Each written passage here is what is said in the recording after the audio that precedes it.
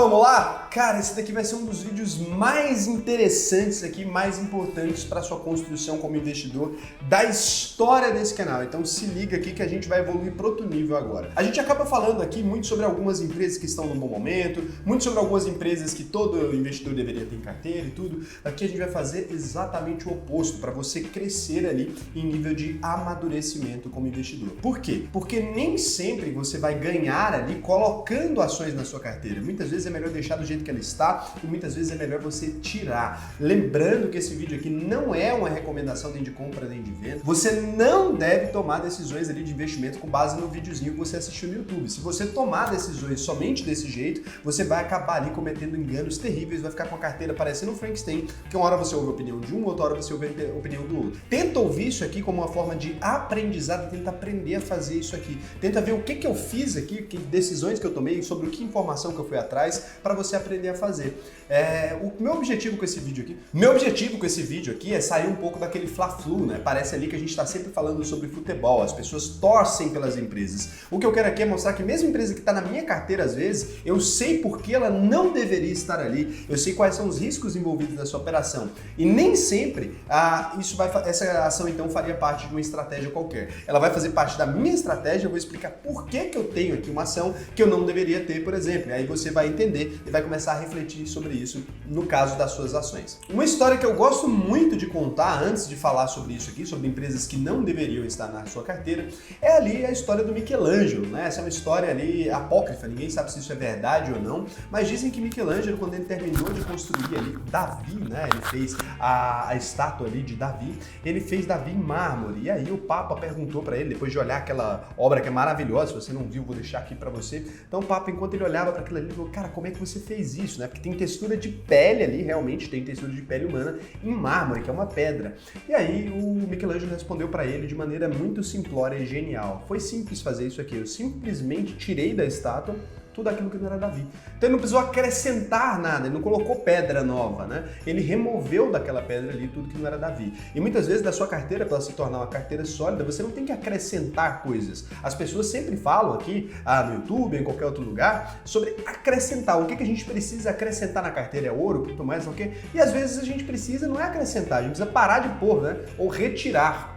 Eu quero que vocês comecem a pensar um pouco assim, eu vou falar aqui um pouco sobre isso hoje. Então, quem é Sardinha Raiz, cara, já sabe que o vídeo vai ser brabo, já sabe que esse canal aqui produz conteúdo muito melhor que o conteúdo pago de muita gente, já vai deixar aquele like na confiança. Se você não é ainda, tem aqui do lado do botão de like, tem um botão de se inscrever. Você clica nele, você não paga nada e você vai receber aqui vídeos todos os dias realmente aqui que vão tirar você da zona de conforto e que vão te ensinar de verdade, tá bom?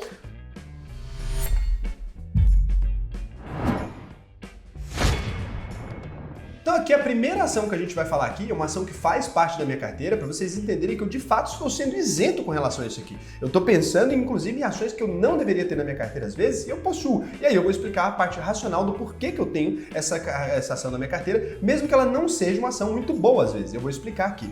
Então o Banco Inter, que é BID 3, BID 4 e BID 11, nesse aspecto eu tenho as ações BID 11, que são as units. Por que eu tenho as units? Eu tenho as units porque elas estavam mais líquidas no momento que eu fui negociar. Eu tenho as units porque elas estavam num preço melhor quando eu fui comprar. Não significa que você deveria ter as units. Normalmente eu dou preferência sempre para as ações do tipo 3, que são as ações ordinárias ali, com direito a voto e tudo mais. Agora, quando eu vejo que tem uma ação pagando mais dividendos, ou que ali eu consigo comprar por um preço melhor, às vezes no primeiro aporte eu dou muita moral para isso, depois não, continuo comprando a mesma, porque senão vira também aquele negócio todo embalarado ali e não fica muito legal, né? Então quem que é o Banco Inter aí? O próprio nome já diz, é uma instituição financeira, é um banco ali, só que ele tem uma característica diferente dos outros bancos. Ele foi um dos primeiros bancos aí a ser 100% digital. Você não precisa sair de casa, você abre a conta ali e tudo. E ele tem diversas fontes de renda ali, né? Os principais serviços oferecidos pelo Banco Inter são a conta dele 100% digital, sem taxas. Ele tem a plataforma de investimentos ali, Pai, né? Inclusive é uma muito utilizada aí por investidores do Brasil.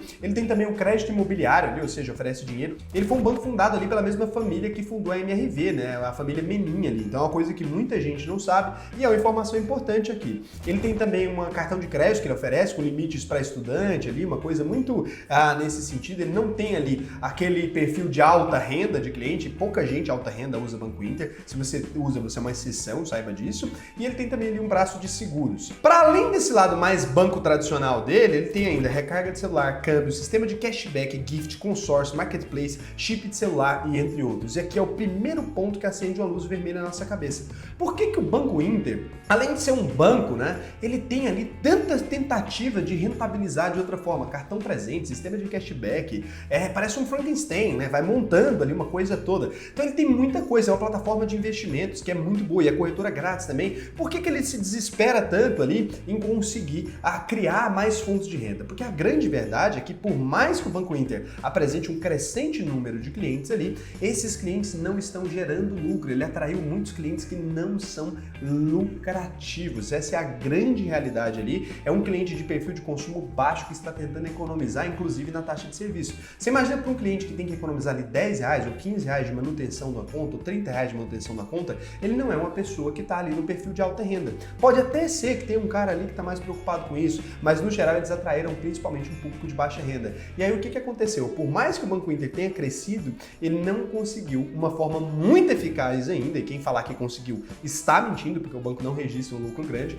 ele não conseguiu ainda uma forma de registrar um lucro realmente expressivo com base nesse crescimento. Ele está crescendo, é normal para empresas.com, nessas empresas de internet ali, um crescimento muito acima até chegar a ter lucro, até pensar numa forma, mas a verdade mesmo é que hoje, com 8,5 milhões de clientes, que já seria um tamanho razoável para um banco, e uma carteira de crédito de 7 bilhões aí, um patrimônio líquido de 3,3 bilhões e mais de 16,5 bilhões de ativos totais, o Banco Inter não consegue ainda ter um grande lucro, apresentar grandes números. E aí é o que eu tô falando, né? Você imagina, a empresa no terceiro trimestre de 2020, com esse crescimento todo, apresentou um prejuízo, um banco dá prejuízo, é uma coisa muito rara, um banco dá prejuízo de 12,6 milhões, né? Ele é uma fintech, ele tem uma estratégia de cash burn, ele tá no momento de expandir base de usuário, ele tá gastando muita grana e a gente ainda vê ali um banco que ainda não é extremamente ali sólido, ele não tem uma grande base de clientes que vão gastar dinheiro, então é um banco muito mais arriscado que os outros bancos. Só isso aí já seria motivo para você não investir em Banco Inter. Você tem ali milhares de bancos muito bons, né, no mundo aí, e você tem no Brasil várias ofertas de banco excessivamente lucrativos ali, né?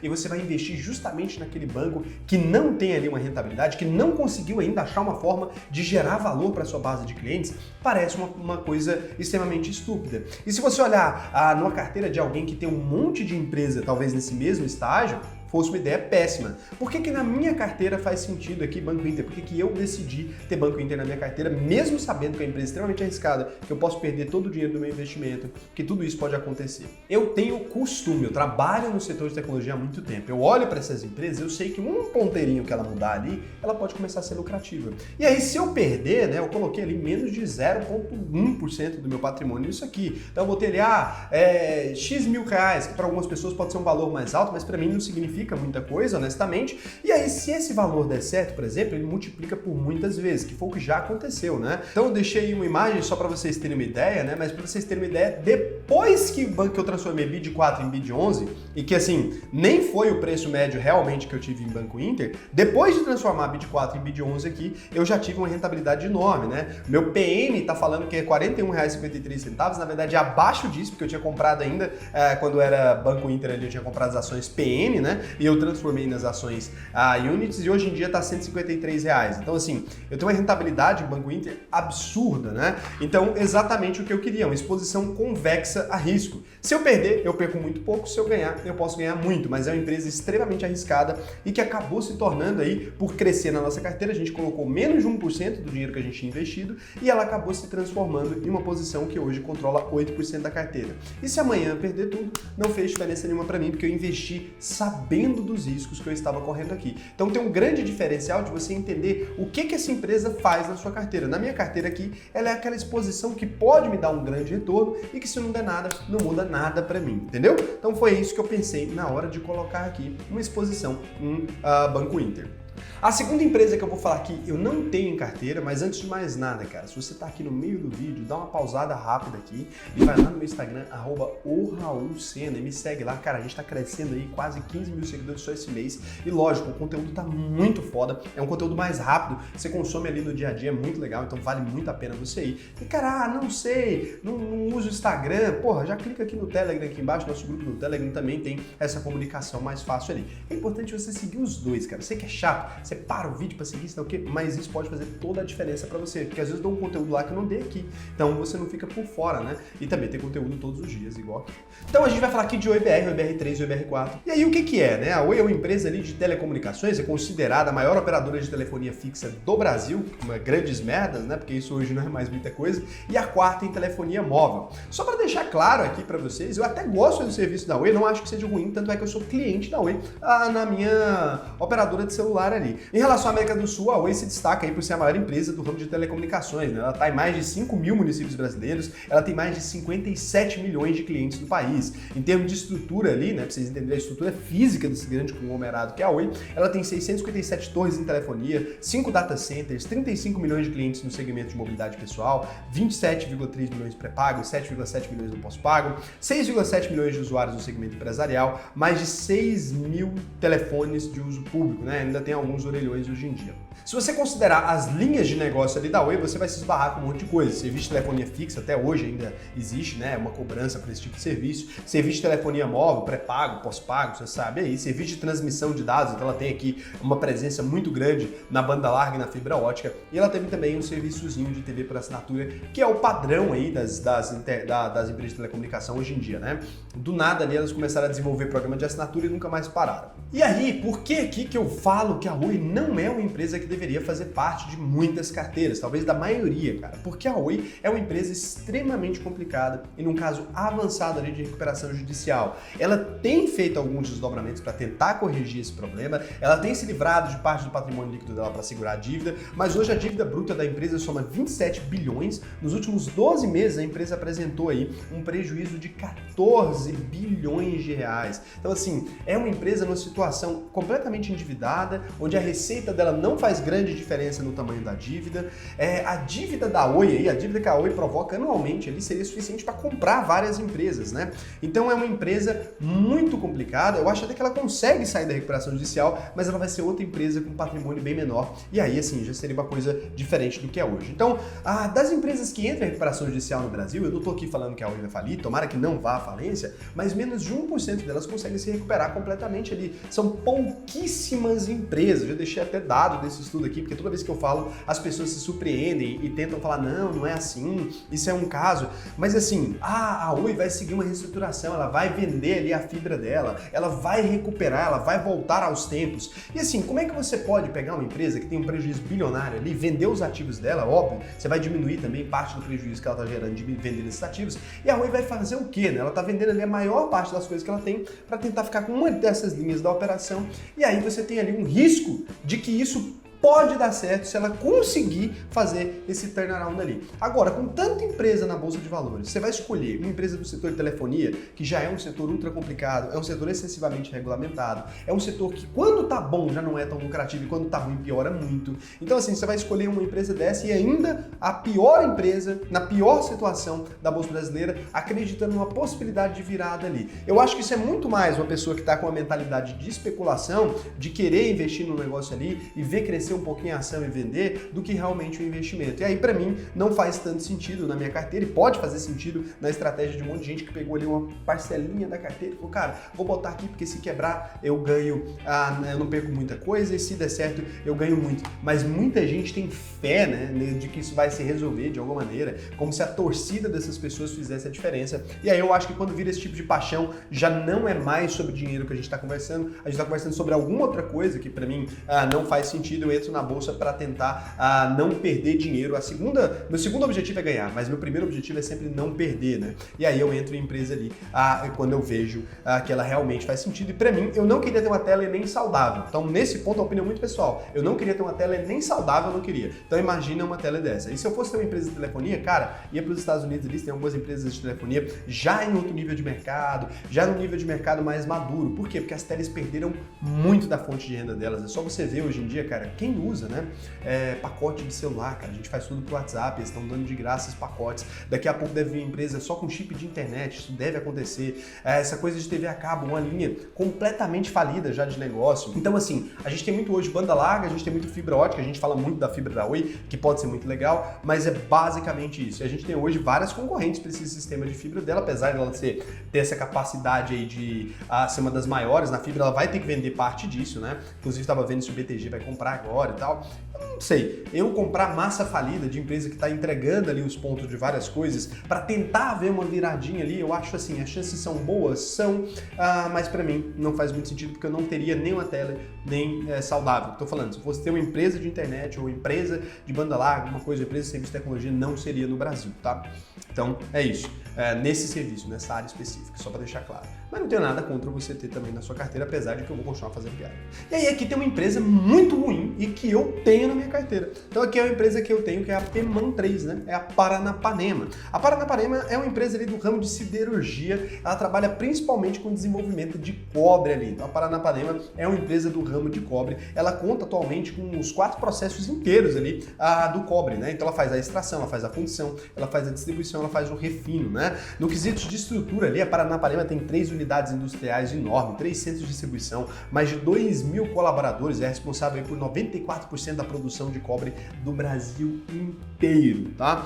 Então, assim, eu nem vou me delongar aqui falando vantagens e tudo da Paranapanema, porque as desvantagens dela fazem isso tudo parecer uma grande piada. Sendo bem honesto ali, ela tem muito mais problema do que qualidade. Toda empresa, quando você lê aquele prospecto, os serviços dela, você tem que tomar muito cuidado com isso, porque parece que a empresa é muito boa, e é o caso da Peman, né? E aí por que você não deveria jamais nem passar perto de Peman, né? Ela nos últimos 12 meses ali teve um prejuízo de 1.241.560.000 reais, e nos últimos 3 meses a gente teve um prejuízo ali já de 166 milhões. Além de dar prejuízo, a empresa tem uma dívida bruta ali de 3 bi, tá? 3.208.580.000 reais, e segue apresentando números cada vez mais delicados, relatório após relatório. Ela tem ali uma dissolução completa da atividade da empresa. É uma empresa muito difícil. Aí, Raul, se a empresa tem uma situação tão difícil, se a empresa é tão merda, por que caralhos você foi inserir Paranapanema na sua carteira? Olha só, o cobre é um material muito importante, não só no Brasil, como no mundo inteiro. A gente tem uma empresa que controla ali 94% desse material no Brasil. Ele foi perdendo algumas finalidades, mas ele tem várias outras. Uma empresa que detém esse market share, ela não pode quebrar. Existem um monte de clientes dela que compram produto apenas dela, que não tem outro lugar para comprar. O Brasil não vai ficar sem cobre. Essa empresa precisa ser salva pelas outras empresas a qualquer momento. Então ali é uma exposição que eu fiz tão mínima assim. Se você pegar da minha carteira, eu vou até pegar aqui pra gente ter uma ideia. Ó, Peman hoje, olha que ela já tá muito abaixo, né? Eu tenho hoje em Peman, numa carteira do canal aqui, só na carteira do canal, também tem uma exposição pessoal nela. Da carteira do canal eu tenho ali R$ 2.236 ali em Peman. É menos, e eu tenho 780 mil reais investidos. Você consegue entender? Aqui na carteira do canal eu tô falando, né? Não tô nem falando da minha carteira pessoal. A distância que isso tá de realmente do meu patrimônio ali é uma exposição tão minúscula ao risco que eu acredito sim numa possibilidade. Ela não é uma empresa de recuperação judicial ainda, ela ainda tá conseguindo ali cuidar dos credores. Ela tem uma planta que vale muito dinheiro, a planta industrial dela, eu comprei ela abaixo do valor patrimonial, né? Muito abaixo do valor patrimonial. Então assim, a Peman, ela é uma empresa que qualquer recuperaçãozinha que ela tiver ali, eu consigo continuar com ela em carteira por mais tempo. Então assim, se você olha a quanto ela estava sendo vendida na época que eu comprei, era uma empresa muito interessante no meu ponto de vista. Por quê? Porque ela estava sendo vendida muito abaixo. Só que ela tem ali de patrimônio, uma coisa, valor de mercado, valor de marca, histórico, eu acredito que vale alguma coisa. E é uma opinião muito pessoal. E lembrando, é uma posição completamente arriscada, completamente sem sentido se você tem uma carteira só com essas ações. Imagina, um cara que tem o IBR, ele tem aqui Banco Inter e ele tem Paranapanema na mesma carteira, né? Aí só falta comprar Saraiva e já pode ganhar um atestado de louco. Então, assim, é aquela que você precisa entender. Eu tenho aqui um Banco Inter, que é uma empresa que tem um crescimento ali que eu botei pouquinho, eu tenho uma Paranapanema que eu botei pouquinho, são pequenas exposições e que eu acho que vai dar errado. Então, assim, eu não dependo dessas empresas para segurar minha carteira, porque ao mesmo tempo eu tenho VEG, Itaú, eu tenho Facebook, eu tenho outras empresas muito maduras em estágios melhores. Se você souber fazer uma boa distribuição de risco, você pode ter algumas porcarias em carteira, desde que isso não some um grande percentual da sua exposição. Deu para entender? Então é muito mais importante você entender por que você não deveria ter uma empresa em carteira, e mesmo quando você investir numa empresa ruim, você ter a consciência que ela é ruim e não ficar defendendo ela com unhas e dentes, né? Eu tô aqui falando que essas empresas são ruins, Banco Inter é uma porcaria, Paranapanema é uma porcaria. E você que investe nela, você tem que entender isso, que você investiu ali em empresas que não estão no mesmo status de um Itaú, de uma empresa extremamente lucrativa, Centenária, por exemplo. Você está ali investindo numa possibilidade, tá? E aí é muito bom a gente lembrar disso, né? Estamos aqui investindo numa possibilidade que, óbvio, né? Na minha opinião, na minha análise, tem mais chance de ser uma oportunidade do que perder dinheiro. E se perder, não muda nada na sua vida. Deu pra entender? Se vocês quiserem que eu desenvolva mais esse assunto, que eu faça mais conteúdo assim, cara, comenta aqui e se inscreve no canal. Um beijão e até o próximo vídeo.